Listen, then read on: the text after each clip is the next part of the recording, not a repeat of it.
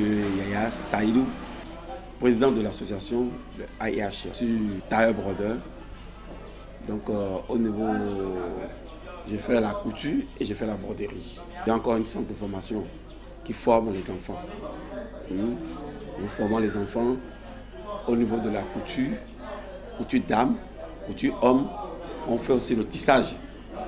La broderie est divisée en 3 catégories. Il y a une catégorie que nous appelons phonis et il y a une catégorie que nous appelons encore gros fil. Il y a une catégorie qu'on appelle petit fil.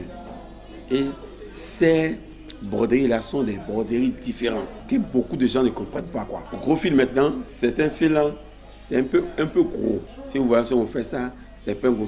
C'est comme des cordons que vous allez voir ça sur le cou de l'habit. Maintenant, phonis, c'est un truc que vous allez voir, bon, comme un truc de filage simple seulement. Mais avec ça, nous sortons plusieurs modèles différents. Petit fil aussi, c'est la broderie fin. C'est comme un truc très fin. Avec ça, on fait des dessins, des catalogues, on sort beaucoup de trucs. Ouais. Maintenant, au niveau de la couture même, au niveau de l'ancienne couture, pas la couture qui vient maintenant, qu'on appelle good luck, c'était là, au niveau de la vraie couture. Si nous voulons plat de agbada, il y a un grand agbada qu'on appelle agbada aoussa. Vous voyez, c'est un agbada que si tu portes ça, d'abord, il y a une manière pour couper ça, que les enfants d'aujourd'hui ne cherchent pas à comprendre.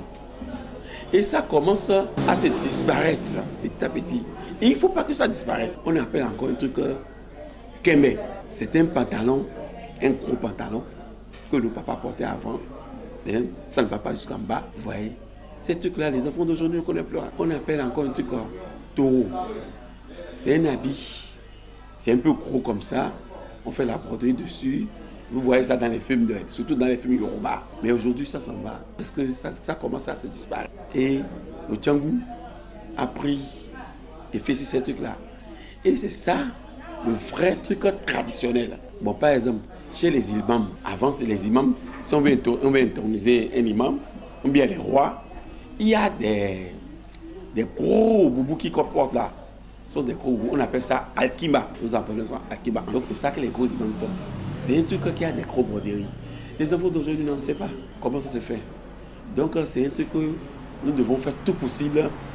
Au moins, nous, on s'en marre de. Il faut laisser l'héritage aux futurs apprenants qui arrivent. On fait tout possible pour qu'ils connaissent. Bon, on ne sait pas la manière que nous pouvons prendre.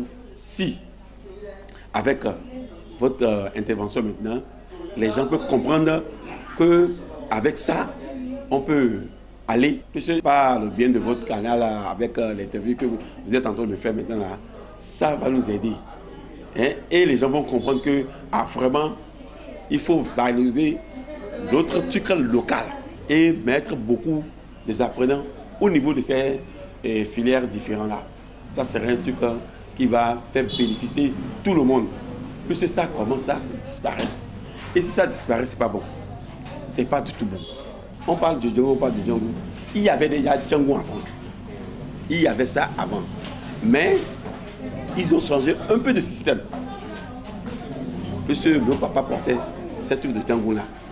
Mais pas de la manière qu'ils sont en train de faire ça aujourd'hui. Il y a une petite différence entre les deux. Une petite différence, la manière qu'on est en train de coudre ça aujourd'hui, maintenant là, on est en train de coudre ça sur mesure aujourd'hui. Cintré, trop cintré même. Si tu veux enlever ça, tu vas se bagarrer avant d'enlever un habit sur le corps. C'est très grave. À ce niveau-là, c'est un niveau très très profond. Vous voyez, ça va au niveau des parents des enfants aujourd'hui. Vous m'amenez un enfant aujourd'hui.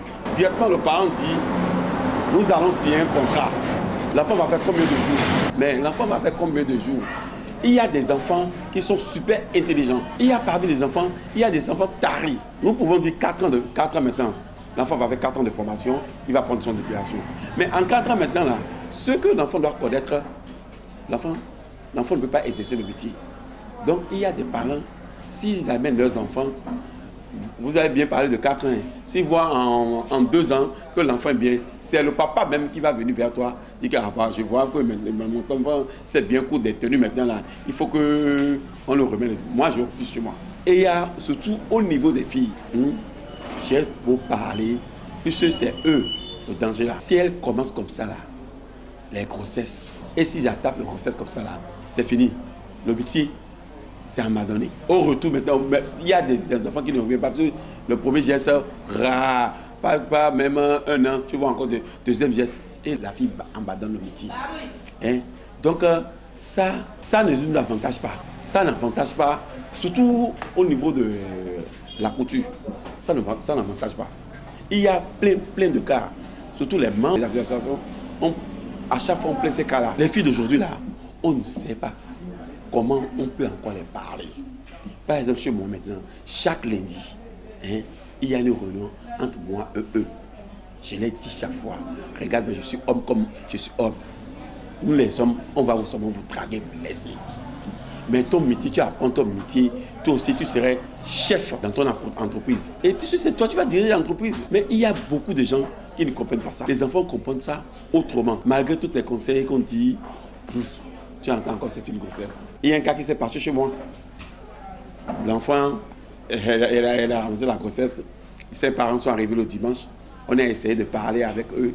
Mais j'ai dit, c'est que vous avez avantage les parents. L'enfant maintenant, là, quand elle a pris la grossesse, elle a eu honte. Elle ne voulait plus rentrer parmi ses camarades. J'ai dit aux parents, si elle n'arrive pas pour continuer son boulot, si bon, à peine la grossesse c'est pour 9 mois, non.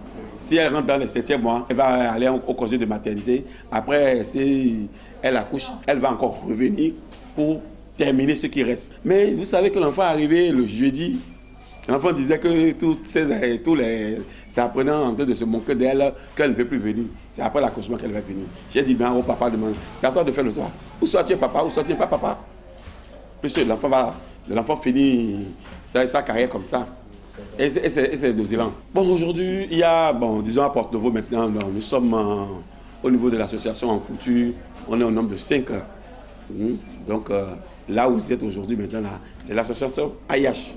Il y a des tailleurs, il y a des brodeurs, il y a des couturiers, il y a des tisserands. Des difficultés. Vraiment, c'est tout. Pour gérer d'abord, pour gérer une bête, c'est facile. Mais pour gérer l'être humaine, c'est pas du tout facile. Mais on essaie d'associer ça. Sur l'artisanat, mon dernier mot, c'est quoi? Aujourd'hui, l'artisanat, vraiment, c'est un truc... les mots me manquent même pour l'artisanat. Puisque celui qui est artisan, par exemple, sans nous, le président ne peut pas s'habiller. Toi, en tant que journaliste, tu sais habiller. Qui t'a fait ça? C'est un artisan. Donc, nous les artisans, nous avons de valeurs. Il faut qu'on se considère. C'est ça qu'on dit à nos enfants. C'est ça qu'on fait entre nous, les associations. C'est ça qu'on est en train de dire entre nous. Il faut qu'on travaille la main dans la main pour évoluer au niveau de l'association. Plus une seule personne ne peut rien faire. Mais dans l'association, vous allez trouver des projets, vous allez analyser et vous allez construire ça et vous allez émerger ensemble. Et le niveau de l'artisanat, ça sera plus haut.